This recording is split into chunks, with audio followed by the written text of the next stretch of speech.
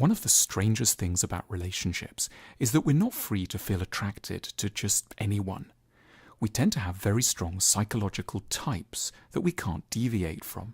All of us carry inside us very specific inner shopping lists defining what the people we can love need to be like as characters. You might think these shopping lists would be focused around lovely requirements, like that our potential lovers would need to be kind, understanding, friendly, and from our age and social group. But the shopping lists are in fact often a lot weirder and darker. We may end up neglecting all sorts of potential candidates, dismissing them as boring or yucky or somehow just wrong, and heading straight to people whose characteristics are pretty awkward and not conducive to our happiness.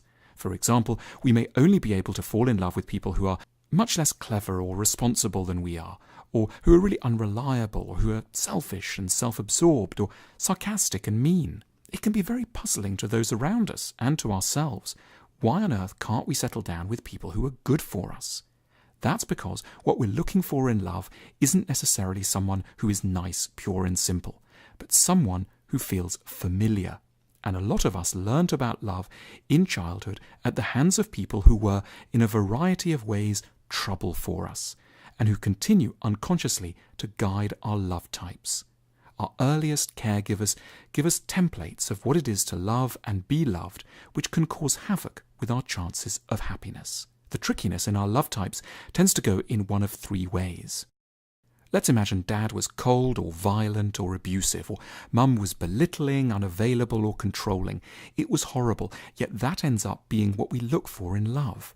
Why would we ever repeat something that was deeply uncomfortable? Well, because even though it was horrible, it was still a love relationship. There was abuse, but also, let's imagine, a degree of familiarity, admiration, attachment, and even tenderness. They may have been belittling, but it's what we got used to.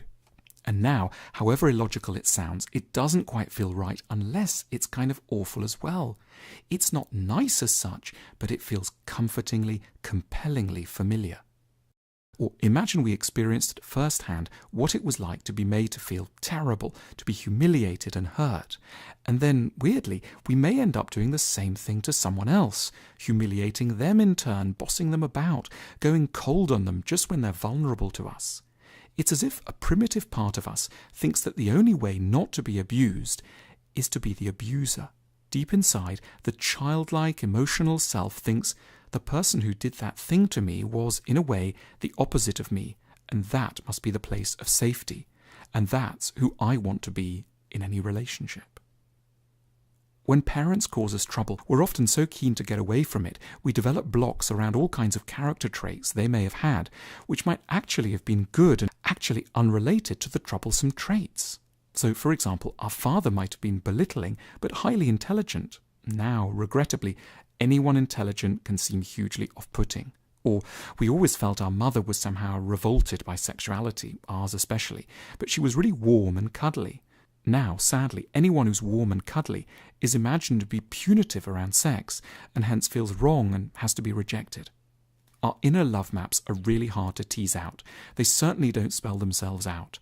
So we have to make efforts to find out what they're dictating, so as to free ourselves from their demands. The investigation starts, as always, by trying to understand ourselves. What did I suffer from at the hands of my early caregivers? Am I finding myself drawn to that in adults I fancy? Am I causing trouble for people in ways I might have suffered from when I was young?